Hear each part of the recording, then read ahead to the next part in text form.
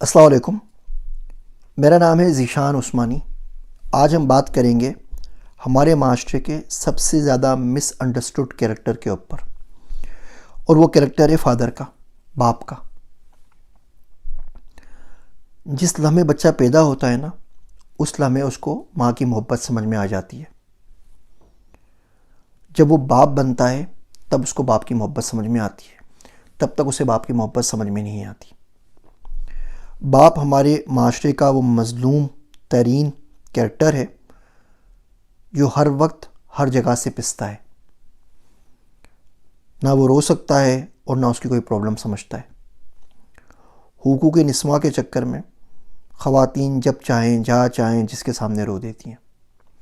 باپ بیچارہ رو بھی نہیں سکتا، اور رو بھی دے تو اس کی سنے گا کون؟ اس کا کمیونیکیشن کا جو طریقہ ہوتا ہے وہ بڑا نرالا اور الگ ہوتا ہے، اور ہمیں بڑی ضرورت ہے کہ ہم اس کو سمجھ سکیں۔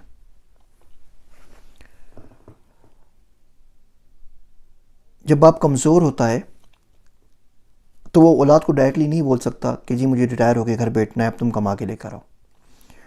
تو کیا کہے گا؟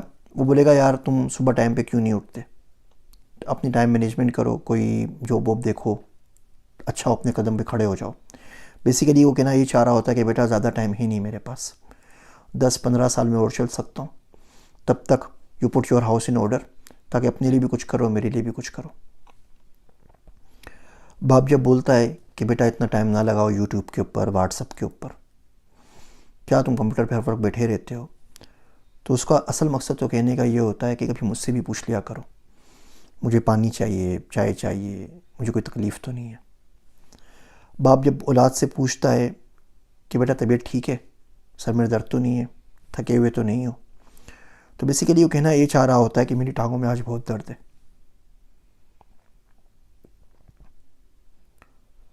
اور اگر آپ تمہارے میں اللہ نے صحت دی ہے، جوانی دی ہے، تو تھوڑا میرا خیال کر لو۔ ہمارے ملک میں جب باپ غریب ہوتا ہے تو فیملی بولتی ہے پیسے کما کے لے کر آؤ۔ جب باپ امیر ہوتا ہے تو فیملی بولتی ہے آپ نے ہمیں ٹائم اور محبت ہی نہیں دی آج تک، کسی حال میں خوش نہیں رہتے۔ وہ گھر بیٹھ کے ٹائم دے تو اسے تانا پڑتا ہے کہ وہ پیسے نہیں کماتا، وہ باہر جا کے پیسے کمائے تو تانا پڑتا ہے کہ گھر کے لیے ٹائم نہیں ہے۔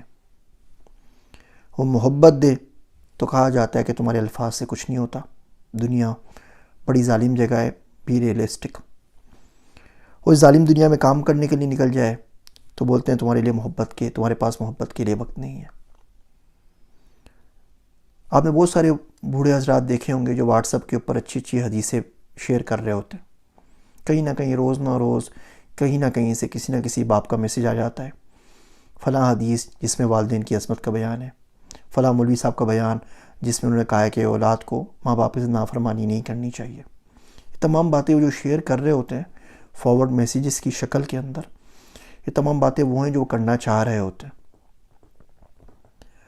ڈر اور خوف کی وجہ سے نہیں کر پاتے، اس لیے کہ بچے ان کی بات مانیں گے نہیں اور بیوی ان کی بات سمجھے گی نہیں۔ وہ ہمیشہ ماں کی فطرت میں ہے کہ وہ اولاد کی سائڈ لے گی، اولاد کی فطرت میں ہے۔ باپ تو باہر کام کر رہا تھا نا، تو اولاد کو تو ماں نے پالا، تو اولاد بولتی کہ جی ہمارے اچھے برے میں تو ماں ہی کھڑی ہوئی تھی، باپ تو غائب تھا۔ باپ تو وہ کریکٹر ہے جو ہمیشہ انویزیبل ہینڈ کی طرح ایبسنٹ رہا نا، ان کی برتھ ڈے میں سے، گھومنے پھرنے میں سے، تمام جگہ پہ، تو ان کی تمام تو لائلٹیز ہمیشہ ماں کے ساتھ ہوتی ہیں۔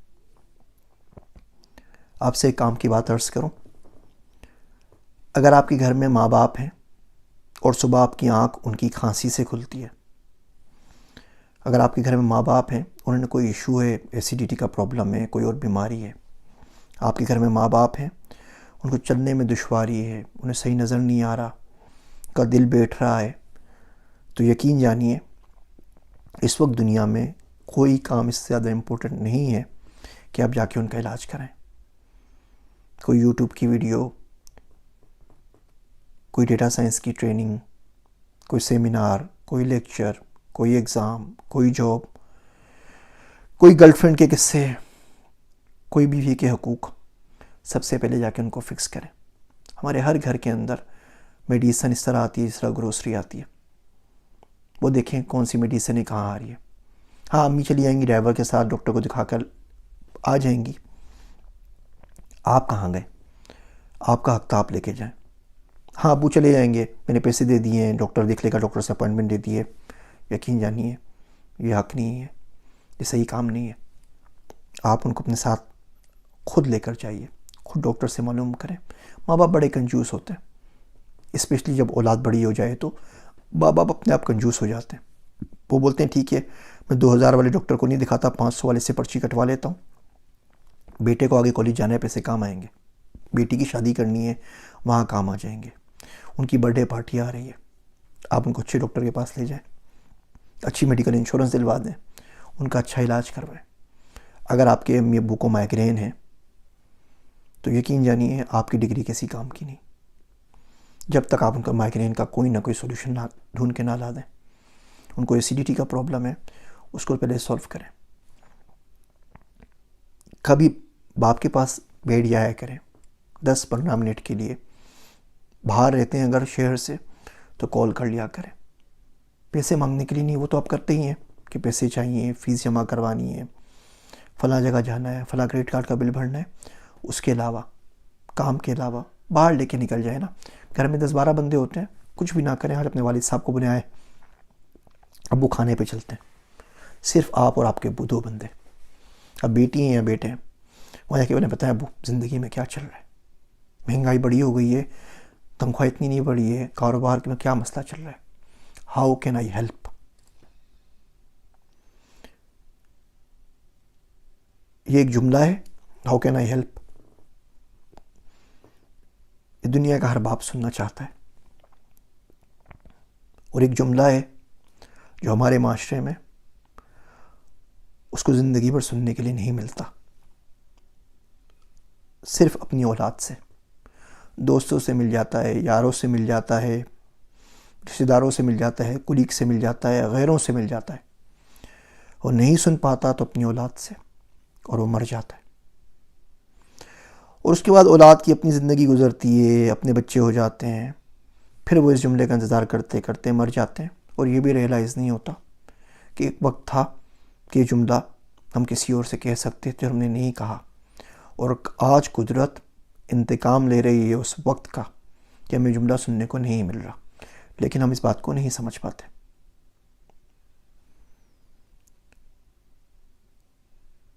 اولاد بہت بڑی ذمہ داری ہوتی ہے. آپ کو یہ تمام چیزیں چلتی پھرتی گھر میں نظر آ رہی ہوتی ہیں، بجلی آ رہی ہوتی ہے، پانی آ رہا ہوتا ہے، گیس آ رہا ہوتا ہے، اسکول کی فیس بھری جا رہی ہوتی ہے، گاڑی میں پیٹرول آ رہا ہوتا ہے، نوکروں کی تنخواہ آ رہی ہوتی ہے، آپ گھوم پھر رہے ہوتے ہیں. اس کے پیچھے کسی شخص کی شب و روز کی محنت ہے، اس کا دل ہے. باپ 1000 چیز کرتا ہے، ایک بھی نہیں بتاتا. ماں جتا دیتی ہے، باقی لوگ جتا دیتے ہیں، باپ نہیں جتاتا، خاموشی سے کرتا رہتا ہے. اور اس کے ساتھ سب سے بڑا پرابلم یہ ہے کہ اس کے مرنے کے بعد بھی اس چیز کا اندازہ نہیں ہوتا. بیکاز جب وہ مرتا ہے تب تک اولاد جوان ہو چکی ہوتی ہے، اپنے مسائل میں بزی ہو چکی ہوتی ہے. اس بات کا ادراک ہی ان کو نہیں ہوتا کوئی شخص بغیر نام لیے ان کے لیے کیا کچھ کر گیا. ہاں شکایتیں اون ہوتی ہیں، شکایتیں ہمیشہ چلتی رہتی ہیں، اور کچھ نہیں کر سکتے. تو دعا کریں، دل پہ ہاتھ رکھ کر، اللہ کو حاضر و ناظر جان کر قسم کھا کے بتائیے ہم میں سے کتنے لوگ ہیں جو روز کی بنیاد پر اپنے باپ کے لیے دعا کرتے ہیں. وہ زندہ ہیں یا مر گئے، روز ڈیلی. جس شخص نے سینچ کے آپ کو جوان کیا، آپ کو bachelors masters P H D تک کروا دیا، آپ کی شادیاں کروائیں، آپ کے بچوں تک کا خیال رکھا، 24 گھنٹے میں سے 30 سیکنڈ آپ کے پاس اس شخص کے لیے نہیں ہے.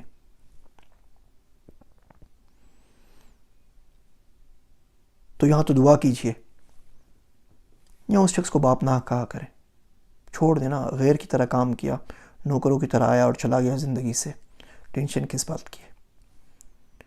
امید ہے آپ کو یہ باتیں سمجھ میں آ رہی ہوں گی. آج نہیں تو کبھی نہ کبھی ضرور آ جائیں گی انشاءاللہ تعالی. اگر آپ اس ویڈیو کے بعد اپنے ماں باپ کو ڈاکٹر کے پاس لے کے جائیں، یا ان سے پوچھیں ہاؤ کین آئی ہیلپ، یا ان کے لیے دعا کریں، تو مجھے کمنٹ میں ضرور بتائیے گا. میری باتیں سننے کا شکریہ. میں ہوں آپ سب کا ذیشان عثمانی۔